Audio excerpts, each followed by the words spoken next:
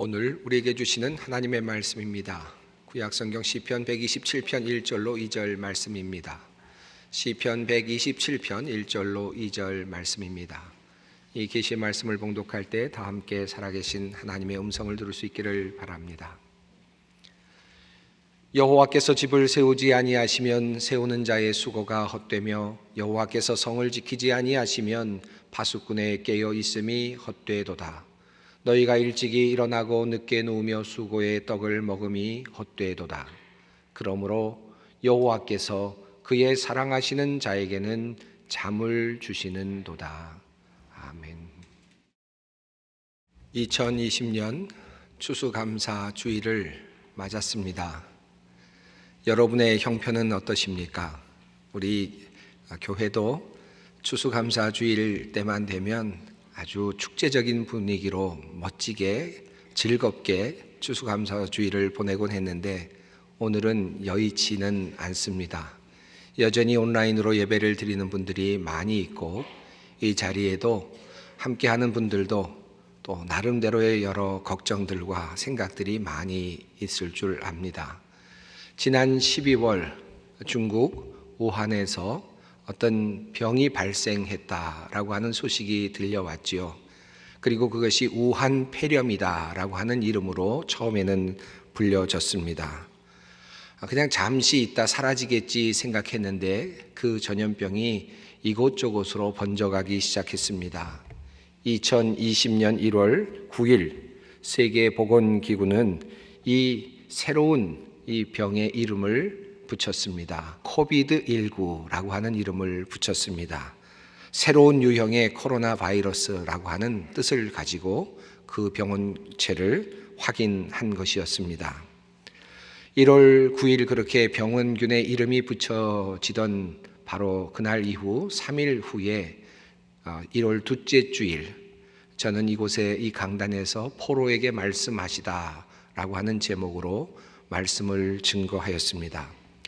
사실 강한 하나님의 인도하심을 느꼈습니다마는 저 개인적으로는 신년에 하기 싫었던 설교였습니다. 어느 목회자가 신년 초부터 포로기에 잡혀갈 것을 예언하는 말씀을 증거하고자 했겠습니까? 정말 하기 싫은 설교의 말씀이었지만 강한 하나님의 인도하심을 느끼면서 설교했기에 사실 다시 설교를 들어보면 정말 해야 될 말씀을 하기보다는 위로하는 말씀으로 덮으려고 노력을 했던 흔적을 저 스스로 많이 보곤 합니다.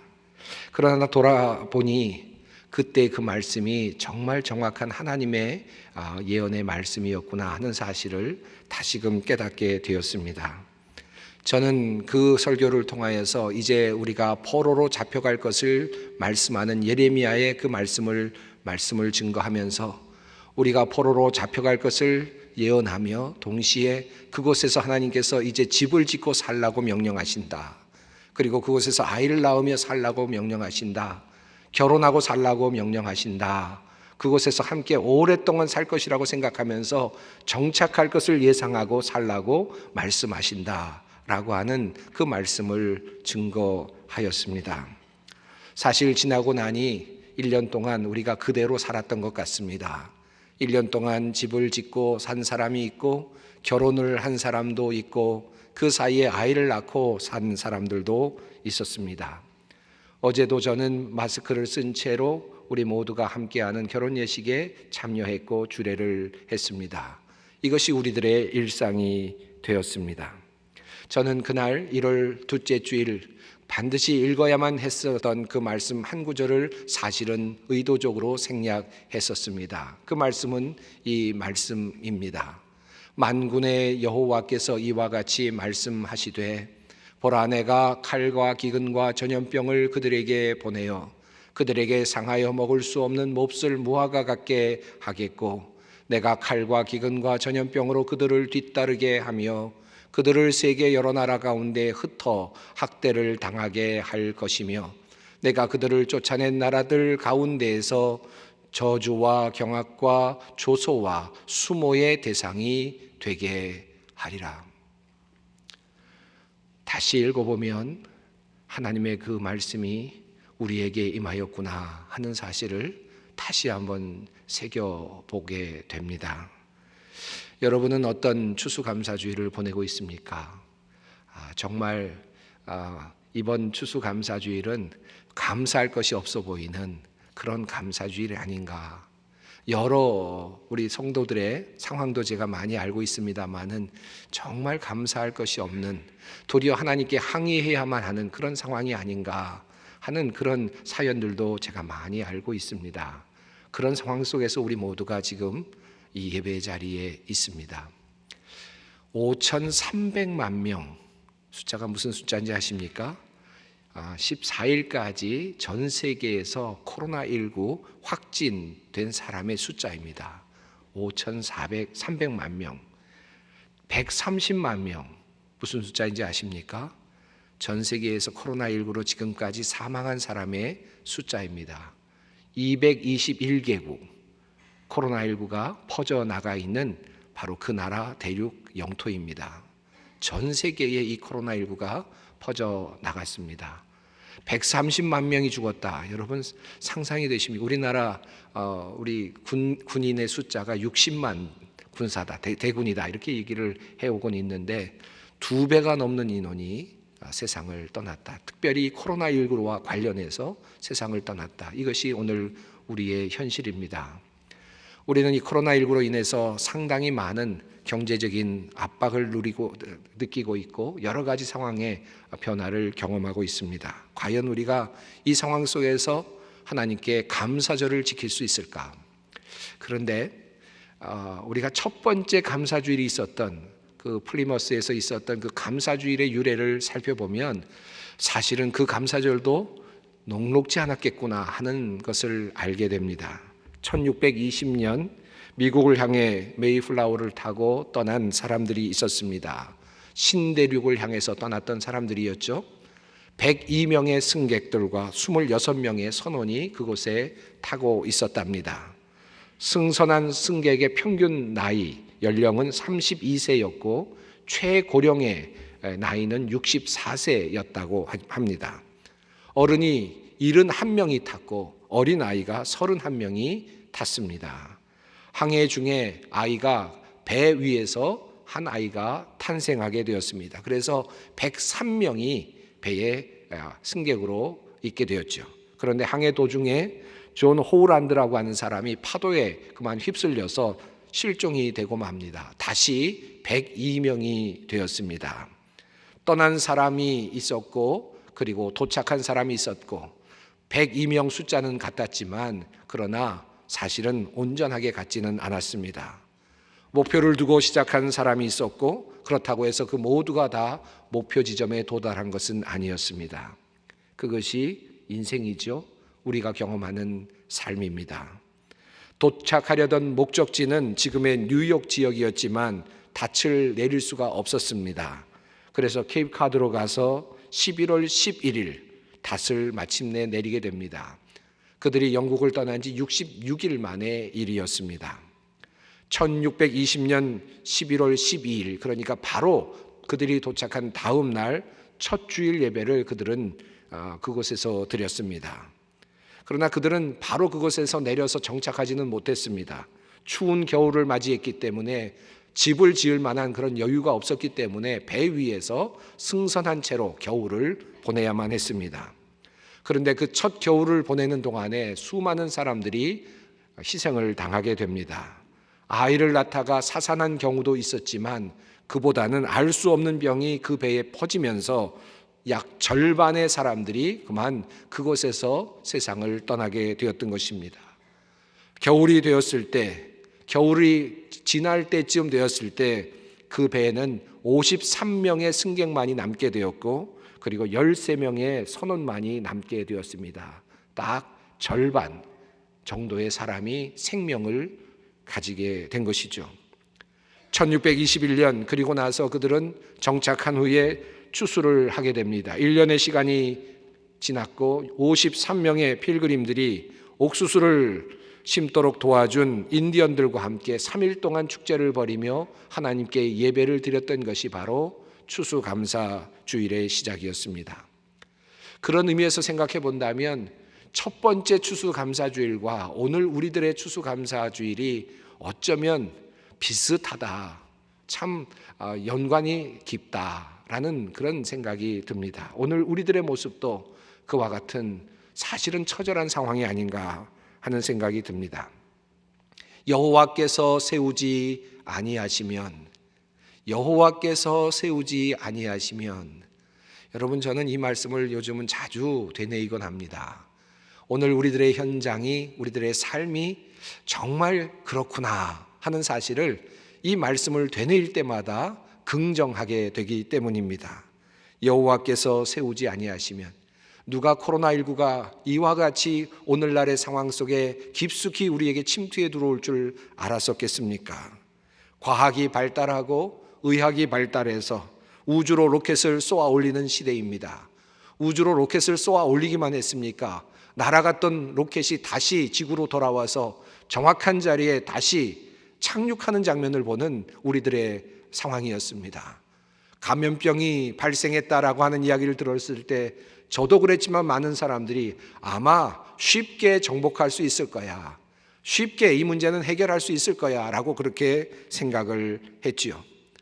요즘 의학이 하도 발달해서 사람은 죽고 싶어도 제대로 죽을 수가 없다라고 말하는 그런 상황이었는데, 감염병쯤이야 라고 하는 생각을 했었는데, 이 감염병 하나 이기지 못해서 전 세계 221개국에 있는 많은 사람들이 지금 그냥 그렇게 죽어가고 또 감염증에 걸려서 고생을 하고 있는 상황이 되었습니다. 하나님께서 세우지 아니하시면, 여호와께서 세우지 아니하시면 우리 인간의 삶은 참으로 연약한 삶이구나 라고 하는 사실을 우리가 깊이 느끼고 있는 요즘이라고 할 수 있겠습니다. 작년에 우리가 세웠던 모든 계획들은 모두 하나같이 수정되어야만 했습니다. 한 번만 수정된 것이 아니라 2번 수정되고 3번 수정을 해야만 했지요. 그렇게 해서 우리는 이렇게 오늘을 맞이하고 있습니다. 오늘 성경 본문 말씀은 성전으로 올라가면서 부르는 노래입니다. 자신의 일상을 뒤로하고 하나님께로 나아가며 부르는 그런 찬양시입니다. 이렇게 성전으로 올라가면서 그들은 이렇게, 예배자들은 주님께 이렇게 노래합니다. 여호와께서 집을 세우지 아니하시면 세우는 자의 수고가 헛되며, 여호와께서 성을 지키지 아니하시면 파수꾼의 깨어 있음이 헛되도다. 일상 속에서 농사를 짓기도 하고 목축을 하기도 하며 다양한 일을 하던 사람들이 성전으로 올라가면서 그들이 고백하는 그 말, 여호와께서 집을 세우지 아니하시면 어떠한 것도 할 수 없다. 세우는 자의 수고가 헛될 뿐이다. 그들은 그렇게 고백합니다. 여러분들도 그와 같은 마음이 드십니까? 열심히 살아본 사람들이라면, 빈틈없이 최선을 다해본 사람들이라면 아마도 이 고백이 도리어 더욱더 절실하게 느껴지실 것입니다.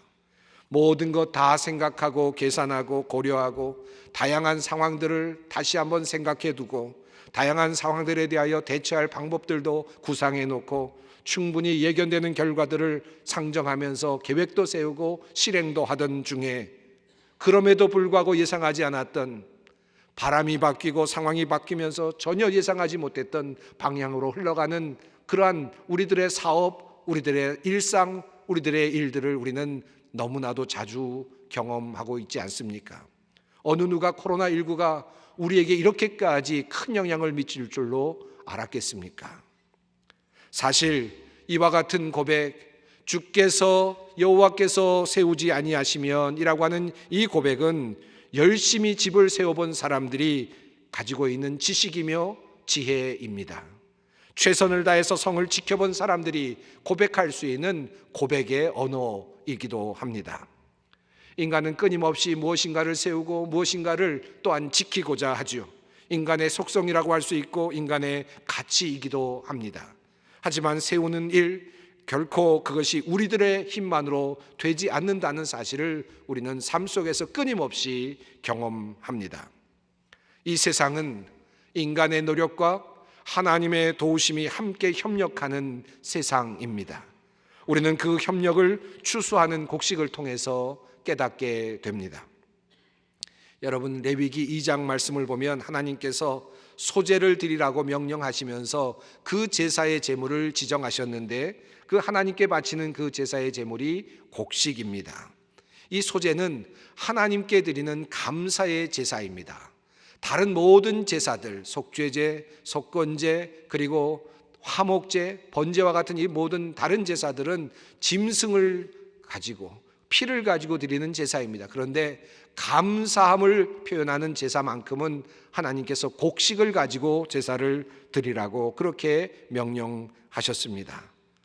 왜 하나님께서는 이 곡식을 들고 하나님께 거제로 요제로 하나님께 제사를 드리라고 말씀하셨을까요? 곡식은 사실 오늘 있는 곡식, 오늘 추수하게 되는 이 곡식은 사실은 작년 이맘때에는 없었던 것들입니다. 하나도 없었던 것들이죠. 실제로 존재하지 않았던 것들입니다. 1년이 지나고 나서 우리에게 주어진 선물과도 같은 그러한 것들이 바로 우리가 추수하는 곡식이라 할 수 있겠습니다. 하나님께서 그것을 우리에게 인지시켜 주시고자 하셨음입니다. 그 곡식은 그렇다면 어떻게 얻게 되었습니까? 가장 중요한 원인, 우리가 곡식을 얻게 되는 가장 중요한 원인은 바로 우리가 심었기 때문입니다. 추수하는 자는 사실은 심은 자들입니다. 심은 자가 거두게 되어 있습니다. 이것이 추수의 첫 번째 원리입니다. 심지 않은 자는 거둘 수 없지요. 심은 자가 뿌리는 자가 거두게 되어 있습니다. 그러므로 시편 126편은 이렇게 말씀합니다. 눈물을 흘리며 씨를 뿌리는 자는 기쁨으로 거두리로다. 울며 씨를 뿌리러 나가는 자는 반드시 기쁨으로 그 곡식단을 가지고 돌아오리로다. 그러므로 우리가 추수하기 위해서는 씨를 뿌리는 봄이 필요하고 가꾸고 다듬고 김을 매는 여름의 시간이 필요합니다. 뿌린 자가 거두게 되는 것입니다. 열심히 떼약볕에서 일한 사람이 더 많이 거두게 될 것입니다. 우리가 가을이 되어서 많은 것을 거두게 된다면 그것은 내가 일한 결과일 것이고 내가 일한 것의 보상일 것입니다. 1년이라고 하는 주기를 통해서 우리는 씨를 뿌리는 것과 김을 매는 것과 그리고 추수하는 거두는 것을 경험합니다. 이 짧은 시간의 이 경험을 통해서 이 표징적인 반복을 통해서 우리는 우리 삶 속에서 일어나는 그 원리를 또다시 파악합니다. 우리의 인생은 뿌려야 하고 그리고 열심히 살아야 하고 열심히 김을 매야 하고 그래야 많이 거둘 수 있다라고 하는 사실을, 풍족한 삶을 살 수 있다는 사실을 우리는 끊임없는 반복적인 곡식의 씨뿌림과 김맴과 그리고 거둠을 통해서 경험하게 되는 것입니다. 그러므로 일하지 않은 사람은 많이 거둘 수 없을 것입니다. 뿌리지 않은 사람이 거두게 해서도 안 될 것입니다. 이것은 자본주의 정신을 말하는 것이 아니라 하늘의 원리입니다. 하나님의 정신이라 할 수 있습니다. 그런데 한 가지 더 중요한 사실이 있습니다. 우리 모두가 다 뿌린다고 거두는 것은 아닙니다. 지난주에 말씀을 드렸습니다마는 씨를 뿌리지만 그 씨가 길가에도 뿌려질 수 있고 가시덤불에 뿌려질 수도 있고 그리고 돌짝밭에 뿌려질 수도 있기 때문입니다. 토양을 만나서 잘 자랄 수도 있지만 그렇지 못한 씨들도 있을 것입니다. 또 토양을 만나서 자라난다고 하더라도, 잘 자라나고 있다고 하더라도 태풍이 오거나 또는 다양한 재해들이 왔을 때 그것들을 다 망가뜨릴 수도 있을 것입니다. 홍수가 나서 물에 잠기게 해서 썩게 만들어 버릴 수도 있을 것이고, 익기 전에 강풍이 와서 모든 열매들을 다 떨어뜨려 버릴 수도 있을 것입니다. 그러므로 좋은 곡식을 추수하기 위해서는 적절한 온도가 주의 깊게 시기에 맞게 유지되어야 할 것이고, 바람도 때로는 잘 불어야 할 것이고, 태양도 적절하게 비추어 주어야 할 것이고, 너무 센 바람이 불어도 안 될 것이고, 너무 많은 비가 내려도 안 될 것이며, 더워야 할 때 온도가 내려가도 안 될 것입니다. 이것이 농사의 법칙이고 자연의 법칙이며 환경의 법칙입니다. 이 모든 것들은 어느 정도 인간들이 극복할 수 있겠습니다마는 이 모든 것을 인간이 스스로 막아내기에는 역부족입니다. 이 부분은 하나님께서 하시는 영역이기 때문입니다. 우리가 추수감사주의를 보내면서 하나님께 감사하는 이유가 바로 여기에 있습니다. 하나님이 모든 것을 하셨습니다 라고 가져오는 것은 아닙니다. 모든 것이 하나님으로부터 왔습니다 라고 말하는 것도 아닙니다. 우리가 곡식을 들고 추수감사주일에 그렇게 주님 앞에 나오는 이유는 무엇입니까? 하나님, 내가 열심히 씨를 뿌렸습니다. 내가 열심히 김을 맸습니다. 이 열매가 열렸습니다. 그런데 이 열매는 나의 공만으로, 나의 노력만으로 이루어진 것은 아닙니다. 하나님께서 도와주셨기 때문입니다. 나도 노력했습니다만 하나님께서 함께 하셨기에 내가 이 열매를 얻었습니다 라고 고백하는 것입니다. 이것이 바로 추수감사입니다. 그런 의미에서 우리는 우리 자신도 축하할 필요가 있습니다. 하나님, 어려움 속에서 우리가 열심히 살았지요. 일찍 일어나고 늦게 누웠습니다. 수고도 많이 했습니다. 그러나 그 정도만으로 모두가 다 이 정도의 소산을 얻지는 못했습니다. 하나님께서 내가 잠을 자는 동안에도 무엇인가 일을 해 주셨기 때문이지요. 그러므로 내가 이만큼 거둘 수 있었습니다. 내가 잠을 자는 동안에 하나님께서는 싹이 나게 하셨고 그리고 가지가 자라게 하셨습니다. 그러므로 내가 이만큼의 열매를 얻게 되었습니다. 이렇게 고백하는 것입니다. 그러므로 새번역 성경은 오늘 말씀의 뜻을 이렇게 풀어서 해석하고 있습니다. 일찍 일어나고 늦게 눕는 것, 먹고 살려고 애써 수고하는 모든 일이 헛된 일이다. 진실로 주님께서는 사랑하시는 사람에게는 그가 잠을 자는 동안에도 복을 주신다. 한편 우리는 이렇게 또한 고백할 수도 있습니다. 하나님, 제가 일찍 일어난들, 먹고 살려고 한들 무슨 소용이 있겠습니까? 물론 제가 열심히 살기는 하겠습니다만 주님께서 도와주시지 않는다면 사실은 이 모든 것은 다 헛것이 되고 말 것입니다. 주님께서 나를 도와주실 줄 믿습니다. 저는 열심히 일합니다. 그리고 나머지는 하나님께 맡기겠습니다. 그리고 나는 편히 잠들 것입니다. 편한 마음으로 하나님께 모든 것을 맡기고 살아갈 것입니다. 최선을 다할 뿐, 그리고는 모든 것은 하나님의 뜻에 있습니다. 나는 평안합니다. 이와 같은 삶의 태도로 살아갈 수도 있을 것입니다. 오늘 본문의 의미를 다른 본문 개역 성경은 이렇게 그 뜻을 이렇게 풀었습니다. 너희가 일찍이 일어나고 늦게 누우며 수고의 떡을 먹음이 헛되도다. 그러므로 여호와께서 그의 사랑하시는 자에게는 잠을 주시는도다. 평안을 주시는도다.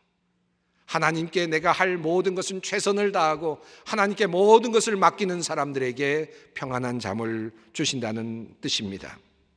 신년에 읽었던 예레미야의 말씀으로 다시 돌아가 봅니다. 만군의 여호와 이스라엘의 하나님께서 예루살렘에서 바벨론으로 사로잡혀 가게 한 모든 포로에게 이와 같이 말씀하시니라. 너희는 집을 짓고 거기 살며 텃밭을 만들고 그 열매를 먹으라. 여러분, 이 말씀 속에 중요한 말씀이 보이지 않습니까? 텃밭을 만들고 그 열매를 먹으라. 오늘 우리가 들고 있는 이 열매는 아마도 이 포로의 자리에서 우리가 뿌린 씨앗들일 것입니다. 힘들어하면서 그리고 당황하면서 뿌렸던 그 씨앗들이 우리에게 열매를 맺게 되었고 우리에게 소산으로 다가왔습니다. 우리는 그것을 오늘 먹고 있는 것입니다. 오늘 우리가 얻어서 주님께 드리는 그 열매가 바로 그것입니다. 작으면 작은 대로, 크면 큰 대로, 보기 좋으면 보기 좋은 대로, 못하면 못한 대로 그 열매를 오늘 우리는 들고 있는 것입니다. 그런데 이 말씀 속에 희망의 말씀이 있는 것입니다. 포로로 잡혀간 그곳에서도, 그 땅에서도 하나님께서는 함께 하신다는 약속이지요. 너희가 그곳에서 털을 잡고 씨를 뿌리고 그 열매를 먹으라는 이 말씀 속에 하나님의 은혜의 말씀이 있는 것입니다. 포로로 잡혀간 그곳에서도 우리가 씨를 뿌리고 포로로 잡혀간 그 자리에서도 우리는 무엇인가를 심어야 합니다. 가꾸어야 합니다. 그런데 그곳에 하나님께서 함께 하시는 것입니다. 오늘 코로나19로 어렵고 힘든 상황을 살아가고 있지만 우리는 여전히 씨를 뿌려야 하고 김을 매야 하고 거두어야 합니다. 그 자리에 우리 주님께서 여전히 계십니다. 그러므로 주님께서 말씀하십니다. 여호와의 말씀이니라. 너희를 향한 나의 생각을 내가 아나니 평안이요 재앙이 아니니라. 너희에게 미래와 희망을 주는 것이니라. 포로의 자리에서 우리 주님께서는 이와 같은 말씀을 주시며 이스라엘 백성들을 위로하고 계십니다. 우리가 비록 포로의 형편에서 살아가고 있지만 주님은 우리로 하여금 여전히 그곳에서 집을 짓고 결혼하고 아이를 낳고 씨를 뿌리며 열심히 살아내라고 명령하고 계십니다. 이 포로의 자리에서도 우리 주님은 함께 계시며 햇빛을 비추어 주시며 곡식들이 있게 하실 것이며 순풍을 불어주셔서 열매들이 자라나게 하실 것입니다. 이곳에서도 하나님은 우리의 편이 되십니다. 코로나19로 상황 속에서 우리가 힘들어하고 고통당하고 있는 이 현실 속에서도 하나님은 우리의 편이 되십니다. 오늘 우리에게 들려있는 소산들, 곡식들을 바라보면서 하나님께 감사할 수 있기를 바랍니다. 여전히 하나님은 우리를 위해 일해 주셨습니다. 우리도 열심히 일했지만 주님께서 우리를 위해 더 열심히 일해 주셨습니다. 감사합니다. 주님 말씀하십니다. 여호와께서 집을 세우지 아니하시면 세우는 자의 수고가 헛되며 여호와께서 성을 지키지 아니하시면 파수꾼의 깨어 있음이 헛되도다. 너희가 일찍이 일어나고 늦게 누우며 수고의 떡을 먹음이 헛되도다. 이 고백과 함께 주님을 향한 감사가 있는 오늘이 되기를 바랍니다. 마지막으로 주님의 말씀을 봉독해 드립니다.